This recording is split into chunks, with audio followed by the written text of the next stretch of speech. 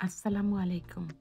জিভে জল আসার মতো ক্যাপসিকাম দিয়ে চিকেনের একটি দুর্দান্ত রেসিপি নিয়ে আপনাদের সামনে আবারও হাজির হয়ে গেলাম। তো আজকের এই চিকেনের প্রিপারেশনটি আমি রেড ক্যাপসিকাম দিয়ে তৈরি করেছি।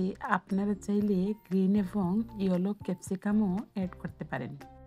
তো চেষ্টা করেছি খুব সহজভাবে এই রেসিপিটি আপনাদের সাথে তুলে ধরার।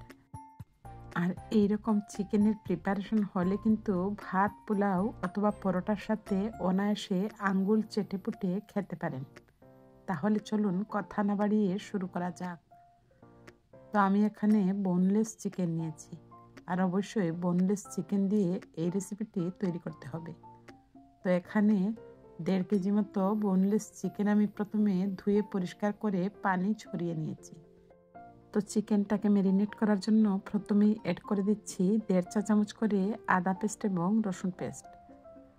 তারপর আমি এতে অ্যাড করে দিচ্ছি পেঁয়াজ পেস্ট 1 চা চামচের মতো। অ্যাড করে দিচ্ছি সয়া সস 1 টেবিল চামচের মতো। তারপর এতে অ্যাড করে দিচ্ছি টমেটো সস প্রায় 1.5 টেবিল চামচের মতো।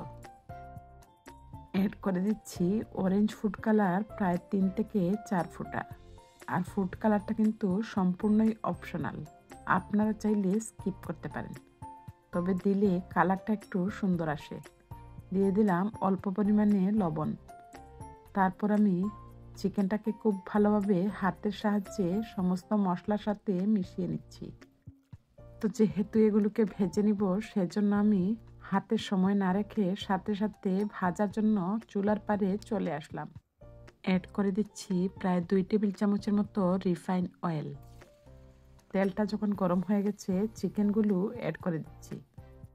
তো অবশ্যই চিকেনটাকে ভেজে নেবেন, এতে করে এই প্রিপারেশনের কারিটা যখন রান্না করবেন খেতে কিন্তু খুবই সুস্বাদু হয় এবং চিকেনগুলো আস্তে আস্তেই থাকে।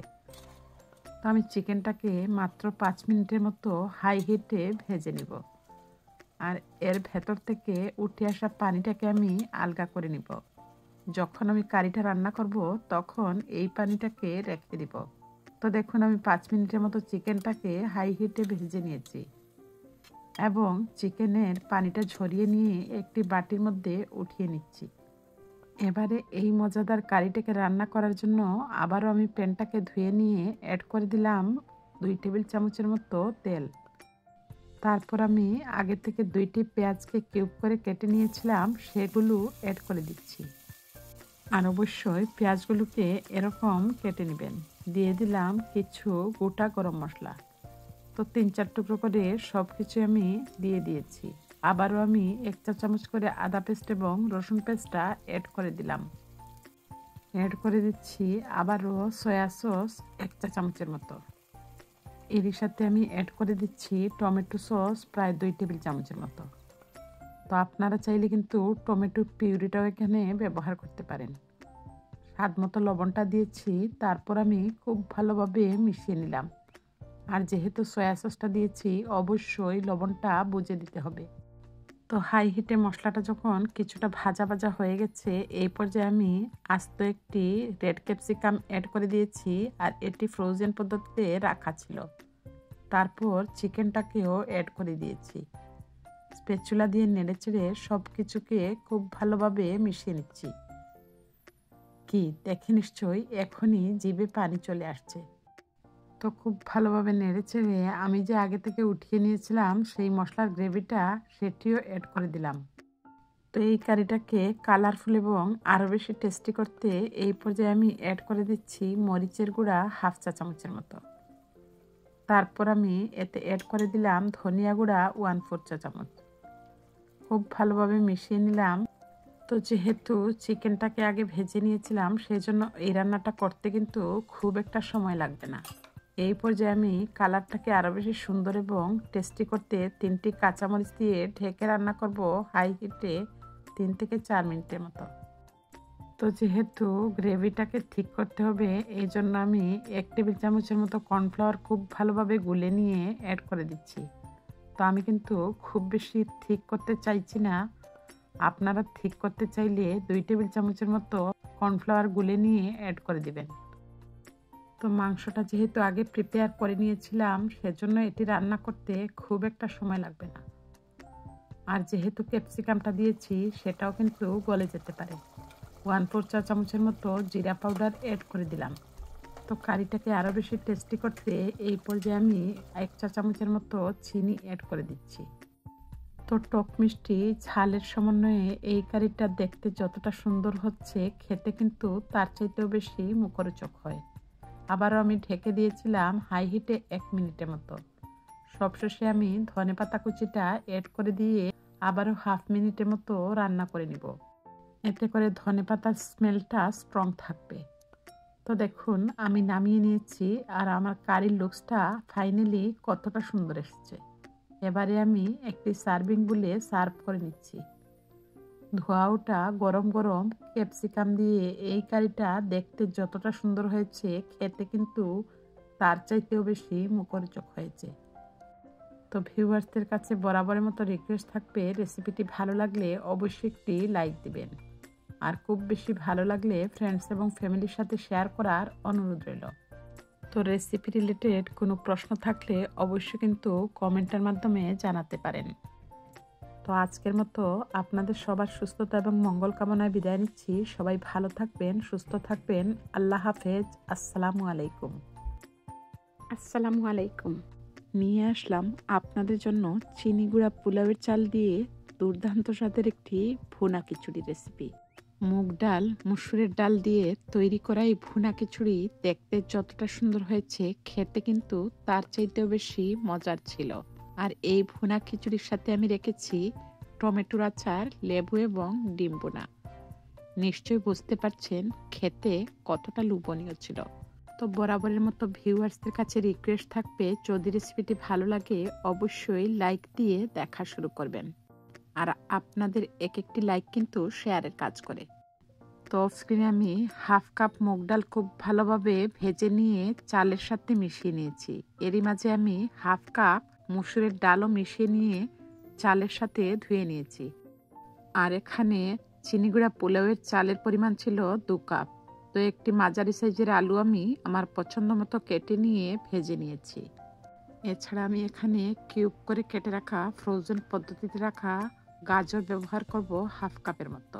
তো মূল ইনগ্রিডিয়েন্টসগুলো আপনাদের সাথে দেখানোর পর এবারে আমি ভুনা খিচুড়িটা বসানোর জন্য চুলায় চলে আসলাম। তো একটি পাত্রের মধ্যে অ্যাড করে দিলাম 1/2 কাপের চাইতে একটু কম তেল। 2টি তেজপাতা দিয়ে দিলাম। দিয়ে দিচ্ছি 4-5 টুকরো করে দারুচিনি, এলাচি, লবঙ্গ এবং গোলমরিচ। তো মিডিয়াম আছে, এগুলোর সুন্দর একটি ফ্লেভার অ্যাড হয়ে গেলে দিয়ে দিচ্ছি 1/2 কাপের চাইতে একটু বেশি পেঁয়াজ কুচি। তারপর আমি এতে অ্যাড করে দিচ্ছি 1 চা চামচের মতো আদা পেস্ট। দিয়ে দিচ্ছি রসুন পেস্ট 1/2 চা চামচের মতো। তারপর পেঁয়াজ এবং আদা রসুনের সাথে অ্যাড করে দিলাম বাটা পেঁয়াজ 1/2 চা চামচ। দিয়ে দিচ্ছি এখানে আস্ত 1 প্যাকেট চিকেন বিরিয়ানি মশলা। তো আপনারা চাইলে এই ক্ষেত্রে বিফ বিরিয়ানি মশলাটাও ব্যবহার করতে পারেন। এতে করে ভুনা খিচুড়ির টেস্টটা কিন্তু বহুগুণে বেড়ে যাবে। তো সব কিছু খুব ভালোভাবে মিশিয়ে নিলাম এবং মিডিয়াম টু লো আছে মশলাটাকে খুব ভালোভাবে কষিয়ে নিচ্ছি। তারপর আমি ধুয়ে রাখা চাল এবং ডালটা অ্যাড করে দিচ্ছি। তারপর আমি চুলার আঁচটা মিডিয়াম টু লো হিটে রেখে খুব ভালোভাবে চাল ও ডালটাকে মশলার সাথে মিশিয়ে নিব। আর অবশ্যই চাল ডালটাকে মশলার সাথে মিশিয়ে নিয়ে লো আঁচে বেশ কিছুক্ষণ ভেজে নেবেন। আর যত ভালোভাবে ভেজে নেবেন, ভুনা খিচুড়ি অথবা পোলাও খেতে কিন্তু খুব বেশি ভালো লাগবে। এবারে আমি কালারের জন্য অ্যাড করে দিলাম 1/2 চা চামচ করে হলুদের গুঁড়া 2 বার, অর্থাৎ 1 চা চামচ হলুদের গুঁড়া এখানে অ্যাড করে দিয়েছি। দিয়ে দিচ্ছি মরিচের গুঁড়া 1/2 চা চামচ। তো আপনারা চাইলে এটিকে স্কিপ করতে পারেন, তবে দিলে কালার এবং ঝালের পরিমাণটা কিছুটা চলে আসবে। এতে করে ভুনা খিচুড়িটা খেতে কিন্তু খুবই ভালো লাগবে। দেখুন, আমি চাল এবং ডালটাকে খুব ভালোভাবে লো আঁচে ভেজে নিচ্ছি।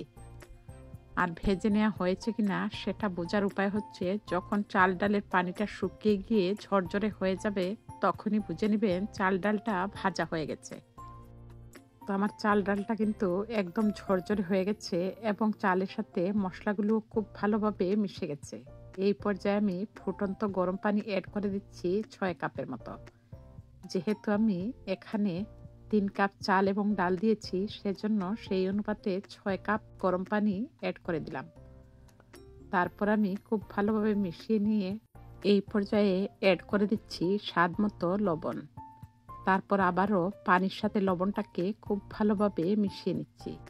এবারে ভুনা খিচুড়ির টেস্টটা বাড়িয়ে দিতে অ্যাড করে দিচ্ছি হাফ কাপ কিউব করে কেটে রাখা ফ্রোজেন গাজর। তো আপনারা চাইলে এখানে কুচি করে কেটে রাখা গাজরটাও ব্যবহার করতে পারেন। এই পর্যায়ে আমি আগে থেকে ভেজে নেওয়া কিউব করে কেটে রাখা আলুটাও অ্যাড করে দিলাম। আর অবশ্যই আলুটাকে ভেজে নেবেন, এতে করে ভুনা খিচুড়ির টেস্টটা কিন্তু বহুগুণে বেড়ে যাবে। তো আলুটাকেও আমি খুব ভালোভাবে মিশিয়ে নিয়ে এই পর্যায়ে চুলার আঁচ মিডিয়ামে রেখে ঢেকে রান্না করব 10 মিনিটের মতো। তো ফিরে আসছি 10 মিনিট পর। তো 10 মিনিট পর ফিরে আসলাম। এবারে দেখুন আমার খিচুড়ির পানিটা অনেকটাই শুকিয়ে গেছে। তো আমি এবারে নেড়ে চেড়ে উপর নিচ করে দিব, যাতে সবগুলো রাইস খুব ভালোভাবে সেদ্ধ হয়ে যায়। এবারে খুব ভালোভাবে নাড়াচাড়া হয়ে গেলে আমি ঢাকনা দিয়ে ঢেকে চুলার আঁচ লোতে করে দিয়ে রান্না করব আবারও 10 মিনিটের মতো। তো ফিরে আসলাম 10 মিনিট পর। এই পর্যায়ে আমি আস্ত কাঁচামরিচ দিয়ে দিলাম 3টি এবং অ্যাড করে দিয়েছিলাম 1 টেবিল চামচের মতো ঘি। তারপর আবারও খুব ভালোভাবে নেড়ে ছেড়ে মিশিয়ে নিচ্ছি। আর এই যে আপনি দেখতে পাচ্ছেন আমার খিচুড়িটা কিছুটা নরম দেখাচ্ছে, এটি কিন্তু ঠান্ডা হয়ে গেলে ঝরঝরে হয়ে যাবে। তো আমি আবারও খুব ভালোভাবে নেড়ে চেড়ে 1 মিনিটের মতো লো আঁচে রেখে দিব। তারপর নামিয়ে পরিবেশন করে আপনাদের সাথে শেয়ার করে নিব। বিলিভ মি, ঘি এবং বিরিয়ানি মশলার সুবাসে এই ভুনা খিচুড়িটা দেখতে যতটা সুন্দর হয়েছে, খেতে কিন্তু তার চাইতেও বেশি মুখরোচক হয়েছে। তো আমি ডিম ভুনা, টমেটো আচার এবং লেবু দিয়ে সার্ভ করে নিয়েছি। আর এটি দেখতে যতটা সুন্দর হয়েছে, খেতে কিন্তু তার চাইতেও বেশি মুখরোচক ছিল। তো ভিউয়ার্সদের কাছে বরাবরের মতো রিকোয়েস্ট থাকবে, আমার আজকের এই রেসিপিটি যদি ভালো লাগে অবশ্যই কমেন্টের মাধ্যমে ফিডব্যাক জানাতে ভুলবেন না। আর যদি এই রেসিপিটি আপনাদের খুব বেশি ভালো লাগে, ইচ্ছে হলে ফ্রেন্ডস এবং ফ্যামিলির সাথে শেয়ার করে অন্যকে দেখার সুযোগ করে দিতে পারেন। তো দেখা হচ্ছে নেক্সট রেসিপিতে। ততক্ষণ পর্যন্ত আপনাদের সবার সুস্থতা এবং মঙ্গল কামনায় আজকের মতো বিদায় নিচ্ছি। সবাই ভালো থাকবেন, সুস্থ থাকবেন। আল্লাহ হাফেজ। আসসালামু আলাইকুম।